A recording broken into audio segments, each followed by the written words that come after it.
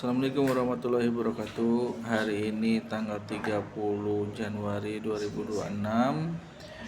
Saya dari tim R&D akan sharing buku yang berjudul Bicara Itu Adalah Seni. Menurut rangkuman yang sudah saya baca, kita akan mulai dari teknik berbicara yang efektif dulu. Tapi sebelumnya saya informasikan juga bahwa buku ini penulisnya adalah yang bernama Oh Soo-hyang ya. Oh Soo-hyang itu orang Korea Selatan sebenarnya, kalau nggak Korea Utara itu. Dia di dalam bukunya memberikan judul Bicara Itu Adalah Seni. Nah, kita mulai dari teknik berbicara yang efektif. Berbicara di depan umum dapat menjadi pengalaman yang menakutkan mungkin bagi banyak orang ya. Namun dengan menggunakan teknik berbicara yang efektif, kita juga dapat meningkatkan kepercayaan diri dan membuat pesan kita tuh jelas ya dan menarik. Itu seperti yang saya baca di dalam bukunya. Jadi ada beberapa teknik berbicara yang efektif sebetulnya ya teman-teman. Di sini terutama yang pertama itu menggunakan bahasa tubuh yang positif.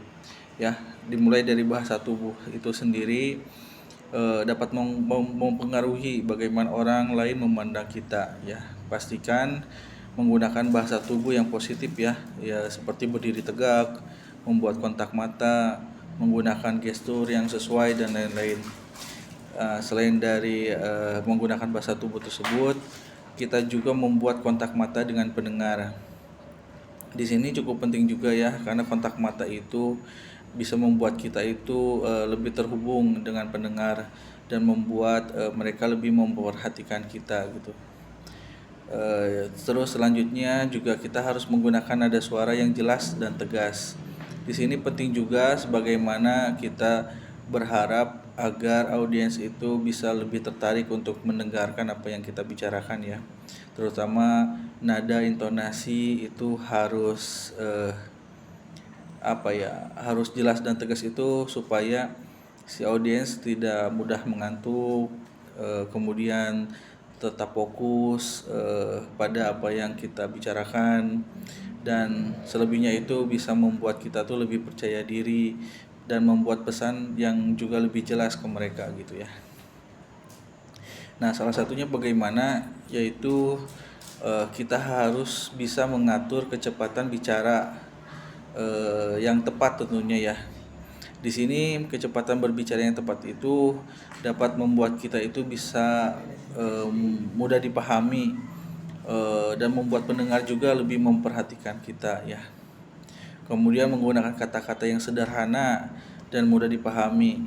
Kata-kata sederhana dan mudah dipahami juga itu dapat membuat kita lebih efektif dan berkomunikasi dan membuat pendengar itu lebih memahami pesan yang ingin kita sampaikan. Selanjutnya itu dari segi meningkatkan kepercayaan diri ya. Kepercayaan diri adalah sebetulnya adalah kunci untuk berbicara di depan umum dengan efektif.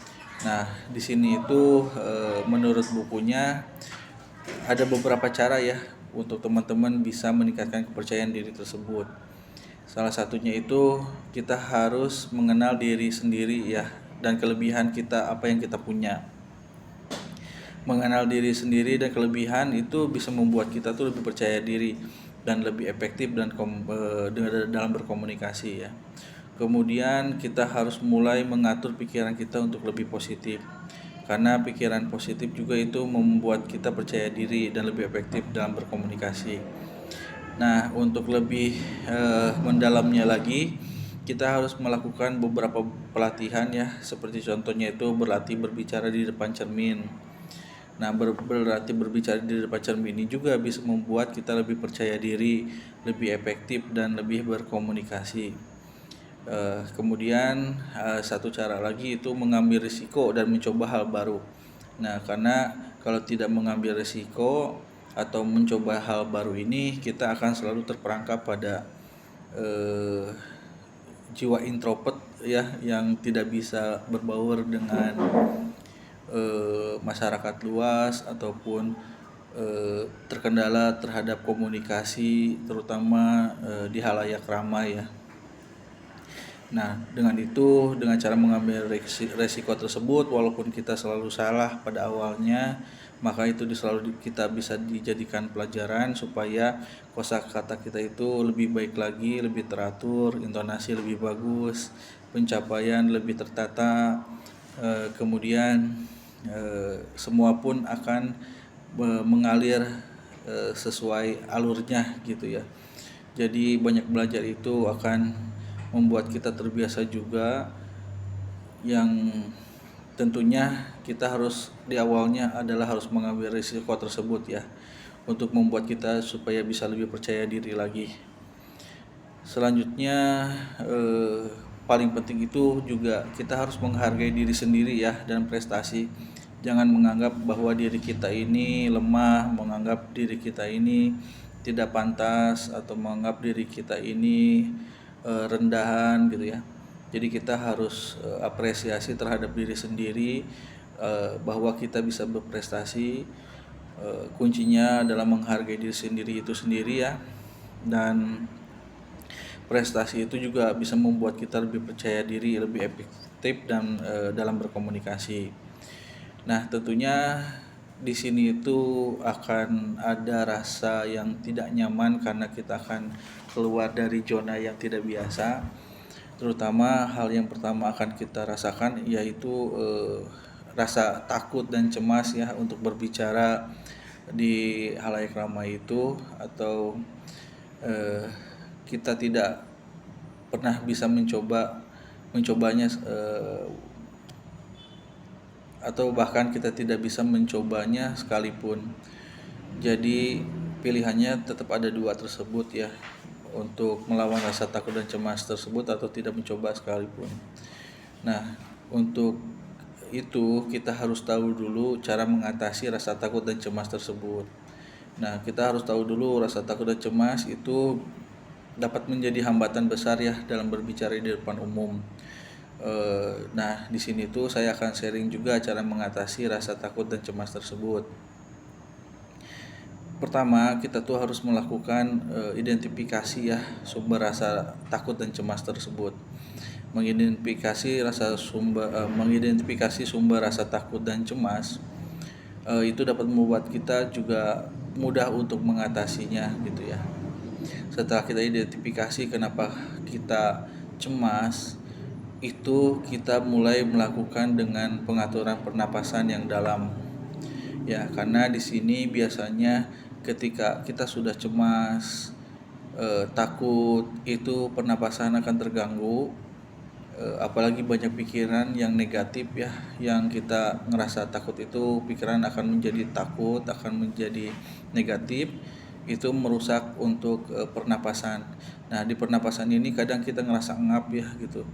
Jadi saat berbicara itu terbata-bata, atau bahkan pikiran pun akan jadi blank ya. Jadi kita bingung apa yang harus kita bicarakan gitu. Nah, di sini pentingnya untuk mengatur pernapasan tersebut. Untuk mengatur pernapasan tersebut itu membuat kita itu bisa lebih rileks ya dan efektif. Jadi sebelum kita melakukan public speaking, alangkah baiknya kita mengatur napas kita terlebih dahulu agar rileks mungkin menguasai rasa takut dan cemas tersebut. Nah, kemudian teknik tersebut juga kita lakukan, itu yang kita lakukan itu adalah teknik relaksasi ya. Teknik relaksasi itu seperti meditasi dan yoga dapat membuat kita tuh juga lebih rileks dan lebih efektif ya. Jadi sebelum kita tampil untuk public speaking ini, kita harus banyak meditasi, melakukan yoga, berpikir lebih positif dan rileks agar apa yang kita pikirkan itu tidak terhambat dengan ketakutan tersebut, sehingga apa yang kita bicarakan itu lebih lancar lagi ya. Kemudian juga kita harus berfokus pada pesan yang ingin disampaikan. Jadi kita harus aturkan dulu skema apa yang akan kita bicarakan. Kemudian perlahan kita juga rangkumkan sesuai apa yang ingin kita bicarakan ya. Jangan terlalu banyak melebar juga, karena kalau terlalu melebar juga audiens akan tidak fokus terhadap apa yang ingin sebetulnya kita sampaikan ya. Jadi berfokus pada pesan yang ingin disampaikan itu juga membuat kita lebih efektif untuk mengatasi rasa takut gitu ya. Terus kemudian juga mengambil jeda sejenak untuk mengatur diri ya. Dari saat ketakutan itu melanda gitu, kita harus mengambil jeda dulu sejenak. Kita atur diri dulu, kita kuasain diri dulu supaya diri itu tersebut tidak mengalami goyah ya. Jadi mengatur diri itu juga bisa lebih efektif, salah satunya untuk mengatasi rasa takut dan cemas. Kurang lebihnya juga kita harus membuat presentasi yang efektif ya teman-teman. Presentasi yang efektif itu seperti apa sih? Pendengar itu lebih memperhatikan kita ya. Alasannya kenapa kita harus presentasi secara efektif. Nah, dengan cara itu beberapa ini akan saya sharingkan juga bagaimana cara untuk membuat presentasi itu menjadi lebih efektif. Pertama, bisa dimulai dengan menentukan tujuan presentasi kita ya. Tujuan presentasi kita itu apa? Kita harus tahu medannya. Menentukan tujuan presentasi itu juga membuat kita itu lebih efektif ya. Jadi kita lebih fokus dan tidak melebar untuk wacana yang akan kita presentasikan. Yang kedua juga kita harus sangat mengenal audiens ya. Jadi kadang kalau kita mengenal seseorang, kita akan bisa lebih mudah untuk menyampaikan sesuatu. Itu juga akan akan jauh lebih baik ya, karena setidaknya kita bisa seperti halnya normal ngobrol ke teman yang udah biasa kita kenal ya sebetulnya. Makanya teknik mengenal audiens itu cukup jadi alternatif yang bagus supaya kita bisa menguasai lingkungan sekitar, kemudian bisa membuat suasana menjadi lebih atraktif, dan audiens pun merasa pembicaraan kita itu terjadi dua arah, dan kemudian mereka juga, bagi si audiens, tidak akan merasa terlalu jenuh untuk hanya mendengar apa yang kita bicarakan gitu ya. Terus selanjutnya juga kita harus menggunakan visual yang menarik gitu. Visual yang menarik ini seperti apa sih gitu kan ya. Bisa jadi kita membuat wacana yang sangat membuat mereka tuh tertarik dengan apa yang ingin kita bicarakan ya. Jangan sampai kita memilih tema yang kita ingin sampaikan ke mereka itu dengan asal, sehingga bagi mereka itu tidak ngerasa berguna sekali juga untuk mendengarkan apa yang ingin kita sampaikan gitu ya. Selain itu juga kita harus membuat struktur presentasi yang jelas. Struktur presentasi yang jelas itu bisa kita bikin jadi kayak mapping apa yang rangkuman-rangkuman apa yang ingin kita presentasikan gitu ya. Jadi itu juga harus jelas, terutama untuk roadmap-nya gitu ya. Kemudian yang terakhir yang paling bagus yang harus kita asah itu adalah berlatih ya sebelum presentasi. Jadi berlatih sebelum presentasi itu sangat bagus untuk kita bisa menguasai medan yang akan kita lawan ya, menguasai medan yang akan kita terjang, agar lingkungan kita bisa sesuai dengan ekspektasi kita gitu. Nah, ada juga konsep yang di sini dijelaskan yang menarik menurut saya ya. Konsep yang menarik itu adalah istilahnya adalah konsep 3P. Apa sih konsep 3P itu? Nah, konsep 3P itu P yang pertama itu adalah preparation, persiapan. Nah, persiapan itu adalah langkah pertama ya, yang paling pertama supaya kita membuat presentasi yang efektif. Persiapan ini meliputi menentukan juga tujuan presentasi kita, mengenal audiens, membuat struktur presentasi tersebut gitu ya. Setelah kita menyiapkan landasan dasar tersebut, lalu kita aplikasikan dengan pelatihannya, yaitu P kedua. P kedua ini adalah latihan ini itu adalah langkah kedua dalam membuat presentasi tersebut agar lebih efektif ya. Nah, latihan di sini tuh meliputi berbagai hal, terutama berlatih berbicara, menggunakan visual dan mengatur waktu ya, tempo tersebut gitu. Kemudian untuk P yang terakhir yaitu performance, yaitu penampilan. Nah, performance ini itu adalah yang paling terpenting menurut saya, agar bagaimana kita bisa punya karisma untuk agar audiens bisa betul-betul ingin fokus mendengarkan apa yang kita bicarakan ya.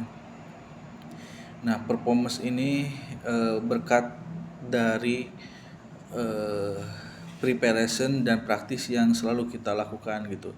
Jadi kalau memang seorang coach itu yang biasa membuat pelatihan ke training gitu ya, itu mungkin bagi dia preparation dan praktis itu sesuatu hal yang kesehariannya gitu ya, dan performance-nya itu juga akan berpengaruh ke hal tersebut, karena penampilan juga akan meliputi kepercayaan diri mereka, menggunakan bahasa tubuh mereka yang menurut kita itu bagus gitu ya, untuk membuat kontak mata ke kita juga lebih profesional gitu. Maka pentingnya adalah preparation dan praktis ini akan mempengaruhi performance kita dalam berbicara di depan umum gitu ya. Jadi yang tadi juga disampaikan di awal bahwa praktis ini salah satunya yang bisa kita mulai dengan berbicara di depan cermin, kemudian menggunakan intonasi yang baik, nada yang jelas, kemudian gestur yang atraktif gitu ya. Kemudian kepercayaan diri yang kuat, menggunakan bahasa tubuh juga harus diatur, membuat kontak mata harus terlihat percaya diri juga gitu ya. Itu sangat mempengaruhi dari 3P tersebut. Selain konsep 3P di sini, kita juga di sini di buku ini dijelaskan tentang konsep 5W1H. Apa sih yang dimaksud 5W1H itu? 5W1H adalah konsep yang digunakan untuk membuat presentasi yang efektif ya. Penjelasannya itu sebagai berikut. Untuk 5W, W pertama adalah yang bahasa Inggrisnya itu who atau siapa. Jadi kita harus menentukan siapa yang akan berbicara dan siapa yang akan mendengarkan ya. Kemudian yang W yang kedua itu what, yaitu menentukan apa yang akan dibicarakan. Kemudian W yang ketiga itu when atau kapan, menentukan kapan presentasi akan dilakukan. Yang keempat yaitu W keempat yaitu where atau di mana, yaitu menentukan di mana presentasi akan dilakukan. W yang kelima yaitu why, mengapa, menentukan mengapa presentasi ini penting. Kemudian untuk H satunya itu yaitu how, bagaimana, yaitu menentukan bagaimana presentasi akan dilakukan. Jadi di sini penting sekali bahwa tema yang akan kita presentasikan itu berhubungan dengan lokasi yang akan kita lokasi yang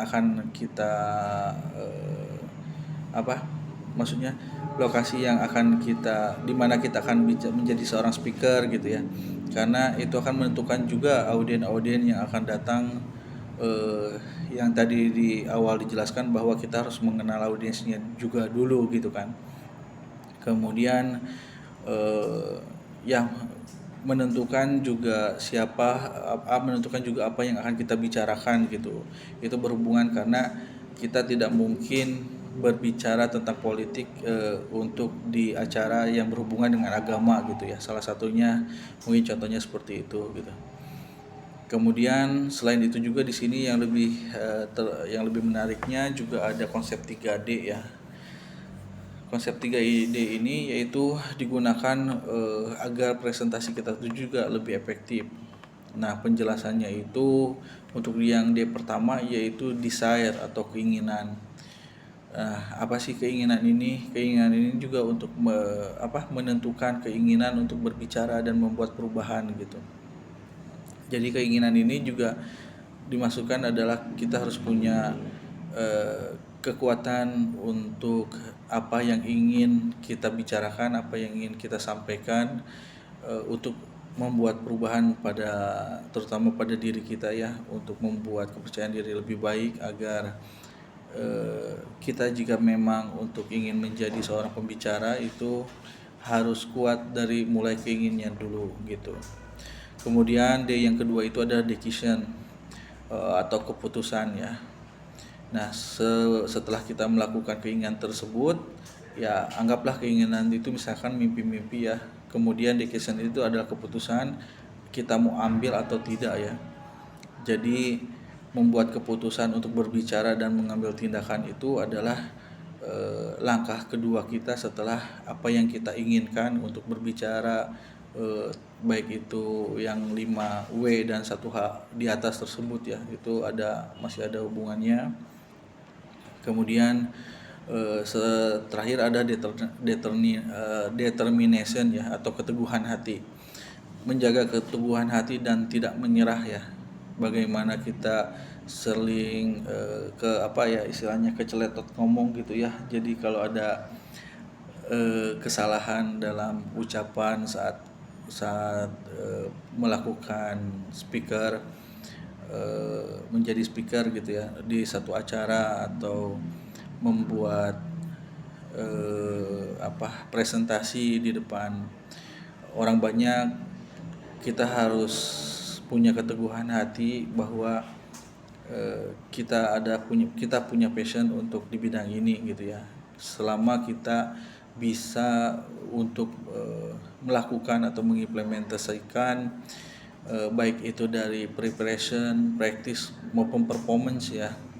Balik lagi ketika kita punya persiapan yang kuat terhadap tekad kita yang kuat, kemudian dilatih dengan ketekunan, kerajinan, kedisiplinan, itu akan membuat performance kita dalam berbicara akan menjadi lebih sangat elegan, akan menjadi sangat menarik ya, terutama akan mudah-mudahan bisa menjadi speaker yang berkarismatik ya, yang bisa membuat orang terpukau juga tentang apa yang bisa kita presentasikan ke mereka gitu. Yang terutama sebaiknya ini harus terus dilakukan bagi orang-orang yang memang merasa dirinya kurang mumpuni untuk melakukan presentasi di depan orang ya.